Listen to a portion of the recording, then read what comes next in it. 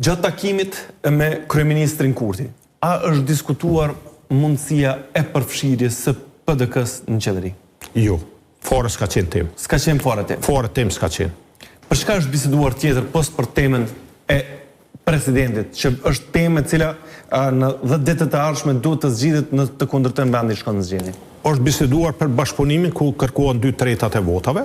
Edhe sigurisht se gjithmonë ka hapësirë me bisedu.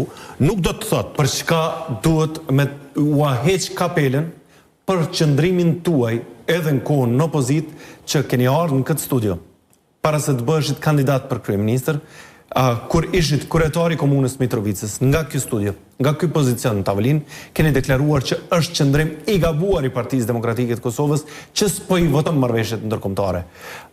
Pas asaj që ndodhi në Hotel Garden, takimit të Abelar Tahirit, Memli Krasniqit, Mimoza Kusari Liles dhe Albin Kurtit, PDK-ja u kthye dhe e dha votën për marrëveshjet ndërkombëtare.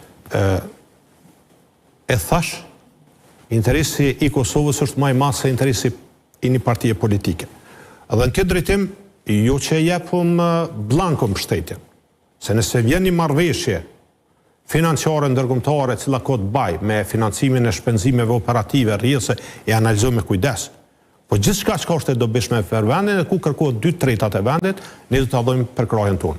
Është diskutuar situata përgjithshme politike. Është diskutuar dhe situata e sigurisë. Edhe proceset që do ta presin Kosovën të ardhmen. U diskutuar edhe për Hagën? Jo, nuk ka qenë tim Haga.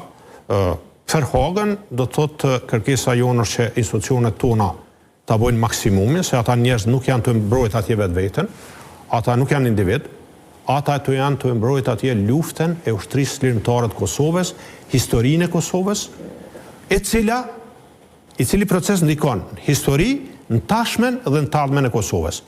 Unë nuk du me paragjyku, unë du me besu dhe vazhdoj me besu në drejtësi, po unë pres vendim lirus. I lutemi të gjithë, sepse nuk dënohet as Hashim Thaçi, as Kadri Veseli, as Jakub Krasniqi, as Recep Selimi. Dënohet treshkronëshi i artë, treshkronëshi më i lavdishëm i gjithë epokave që kanë ekzistuar ndonjëherë, po flas për UÇK-n.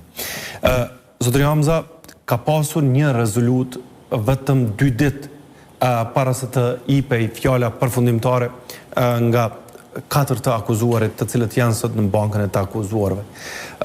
Nuk ka pasur një dakordim nga Lidhja Demokratike e Kosovës, një insistim, sipas Lumer Abdigjikut, i cili të enjten ishte në karigën ku ishit ju ulur, dhe tha që kemi insistuar në vazhdimsi të ndërhyjmë vetëm me një paragraf të vetëm, një paragraf human, si që ka cilësuar ai. Video 14 regjia.